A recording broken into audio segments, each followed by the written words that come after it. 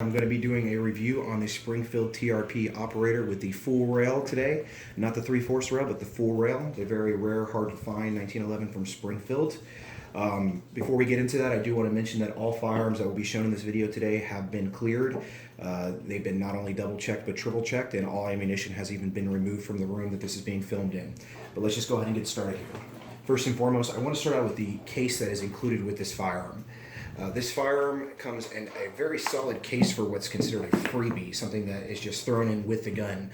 Most of the 1911s I've owned, out of the 7 that I've actually owned, have come, even my high-end ones have come in just essentially cheap plastic boxes that are either thrown away or disregarded or stacked in a closet somewhere. This is a case that I can see myself holding on to and actually using. But we're just going to dive right in here. I'm going to go ahead and get this open. And there's the firearm. But before we get to the firearm, let's talk about the accessories.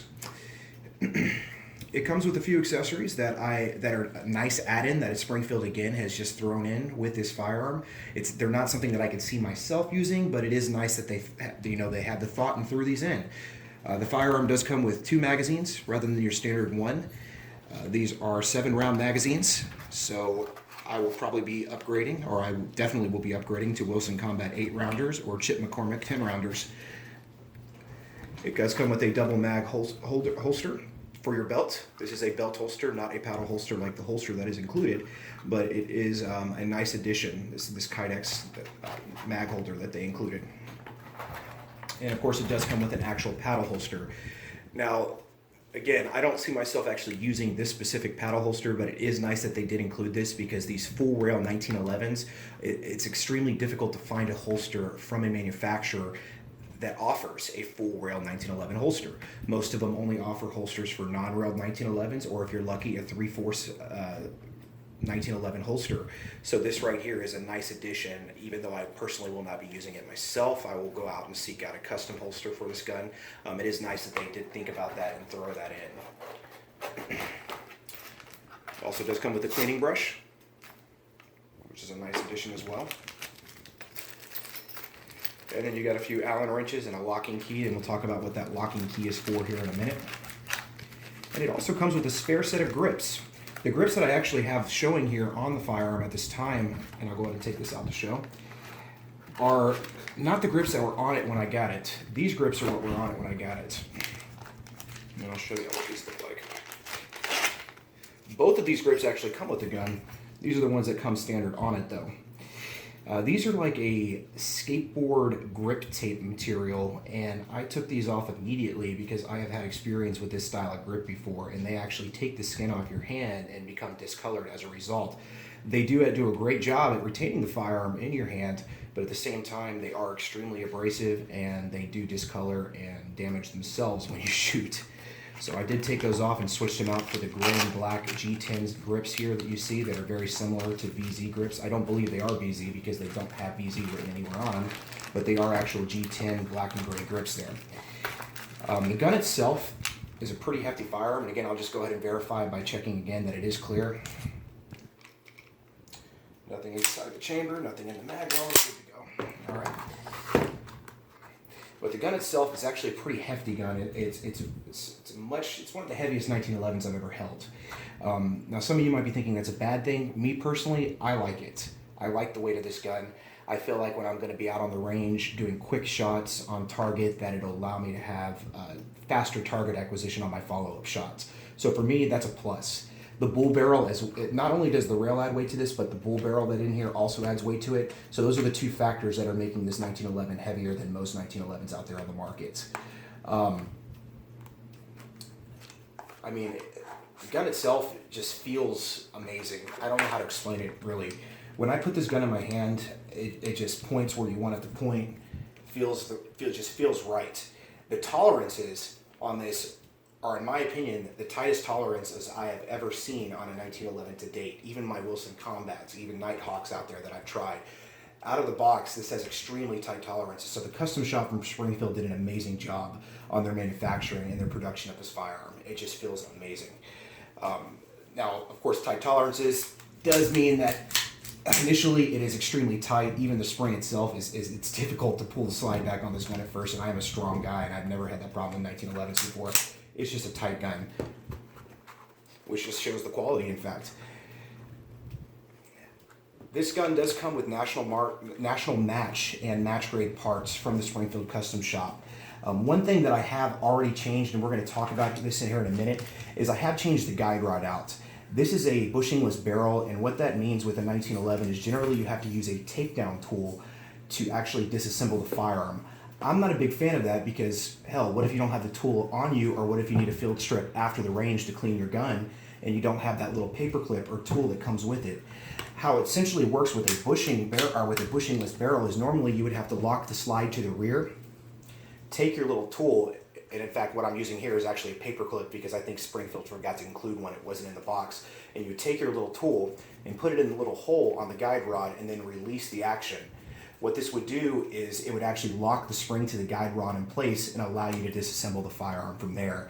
What I have done is I purchased one of these Dawson Precision Tool-less guide rods, something I highly recommend to anybody that has a bushingless barrel 1911, and it allows you to do all this. It allows you to disassemble the firearm without that tool through a little unique mechanism that I'm going to show you here in a minute when I take this down. Let's talk about the other aspects of this gun, the other nice features that they've put into this firearm. First and foremost, I mean, other than, of course, the nice grips, it does have an extended magazine well, which is a nice addition that comes with this firearm. It does look like an S&A or a Smith & Alexander, but I'm not 100% sure on that. I don't see any markings on it. It might be Springfield's in-house, but it does feel very similar to an S&A magazine well extended mag well that I have on one of my 1911s. The checkering and the back strap of this firearm on the mainspring housing is amazing. It actually is really abrasive, and it actually feels really good in the hand. Some of you might feel like it's too rough, but for me it sits right and it helps me hold on and control this firearm. The front checkering on this firearm is just like the back. It feels right. Again, some of you may feel it's too abrasive, but for me it's what I like. I like the gun to sit where it needs to sit. You do have an ambidextrous safety on this firearm, and then of course if you are going to be carrying a 1911, if you do carry the cocked and locked method, you do need to use that safety. Otherwise, you might end up missing something that you, well, may miss. The sights on this firearm are tritium Trigicon night sights, and they're actually adjustable, which I haven't seen on too many firearms, adjustable night sights. I will say to some of you, having adjustable sights might be a good thing. Personally, I'm not a big fan of adjustable sights. I'm a big believer in that a person should adjust their self to the gun, not the gun to themselves. I think that adjustable sights are a crutch, but that's just my honest opinion here, guys. For you, it might be a plus. Also, keep in mind, if you do plan to use this gun as a competition shooting gun or a competition gun, some competitions out there do not allow adjustable sights. So that's something to keep in mind. But then again, sights can be changed. I'll probably leave them on there. It's not a huge deal for me. The disassembly of this gun is pretty much like any other bushingless 1911. Bushingless barrel 1911. I'll go ahead and show this again, guys. This gun has very tight tolerances and is going to be a little bit difficult to disassemble the first time here, or second time, I should say. So I'm just going to go ahead and lock this back, or put this here so I can release it, I should say. Push the pin out, and that is, wow, that is in there. So let's use something to get that pin out. There we go. And now I'm going to go ahead and show you this Dawson Precision guide rod, this toolless guide rod I was talking about. So normally how you do this is you would lock it back and put the tool in like I showed you earlier. But how you do it with this Dawson Precision guide rod is you push the guide rod forward after taking the assembly apart, taking the slide off the frame. And then you'll notice this little cutout here. If you put your thumb here and push in on that cutout, it opens and locks the spring in place. Pretty awesome. That'll save you from having to find a paper clip when you don't have one. Then simply the barrel slides forward, and wow, like I said, it is tight. There we go. And there you have it. So disassembly with that Dawson Precision actually makes it somewhat similar to disassembling a Glock or an XDM. So it is nice to have that toolless guide rod, guys. Again, something I highly recommend from Dawson Precision. There's their information right there. There's the part number if you want it for this model of firearm. For the TRP, you do have to get their specific TRP operator guide. On this gun, the retail is $1,800. Now, like I said, these guns are in high demand. Springfield only makes a limited batch of these per year, and I've been seeing these go over $2,000 on Gunbroker and other gun websites. Most of them, even on your main distributors out there, they are back ordered, like I said, for 14 to 18 months. I got lucky. I found somebody that I knew personally that gave me a killer deal on this gun, and they got it into me with under 3 months, just over 2 months, in fact. I paid for this gun just under $1,300, which is killer considering retail on it is $1,800, and they're going for a premium of over $2,000 online right now. Do I think that this gun is worth $2,000? Not. I mean, for $2,000, I would go out and buy a Wilson Combat or Nighthawk. Do I feel that this gun meets everything that I would require in a 1911 and it is very high quality? Yes, I do. And if you can find one of these below retail price at $1,800, it is well worth the money to spend it on this firearm. Is the trigger. So we've cleared this firearm, cleared the action, cleared the chamber. Let's go ahead and do a trigger check here. Let's see where we're at. So the trigger reads just at 4 pounds, just a smidge above 4 pounds, which is pretty good for a stock trigger. And just to compare this, I have 2 other 1911s here in the room with me that are also unloaded. And I'm just going to compare that. First, let's start with the Colt.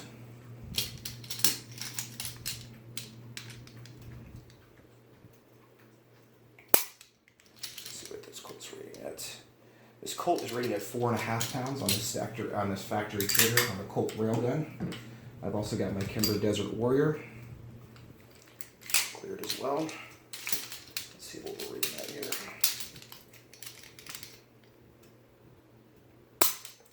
And the Kimber Desert Warrior is reading at just over 4 pounds, a little bit heavier than the Springfield, right over 4 pounds as well. So surprisingly, the Kimber is a little better than the Colt as far as the trigger is concerned. But this is by far the best trigger out of all of them. One last thing that I want to talk about is the very controversial ILS system that Springfield has included on this firearm. And what I mean by ILS system is the internal locking safety or system. What it does is it allows you to lock this gun up using a special key so that it is essentially inoperable. I'm not a big fan of ILS systems. I think that it's something that should not be on any gun. I could see that there are maybe some uses for it, but the specific reason that Springfield put it on this gun is so that they could get this gun approved by California, or California as you may want to call it.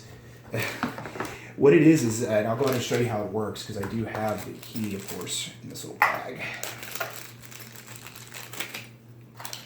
So on the back of the mainspring housing and the back strap here, you'll notice that there's 2 little holes. It's kind of hard to see. Can you zoom in on that by any chance? There are 2 little holes, and you take this little 2-prong key, put it in those 2 little holes, and turn it clockwise. Now what that just did is it just essentially made this gun completely inoperable. I cannot use it whatsoever. Nothing will work except for the magazine release on this firearm at this time. I cannot pull the action to the rear. I cannot even pull the hammer back. I cannot even pull the trigger. Nothing will work on this firearm at this point. I'm just going to go ahead and what I do recommend you do with this is if you don't like the ILS system, you can actually switch this out. You can switch out the mainspring housing. You can switch out the back strap to a different one and switch out the spring itself. But that being said, I have a much easier solution for this. My recommendation is you just take this little key, turn it counterclockwise, and make sure that this gun is fully unlocked. Hold on 1 second.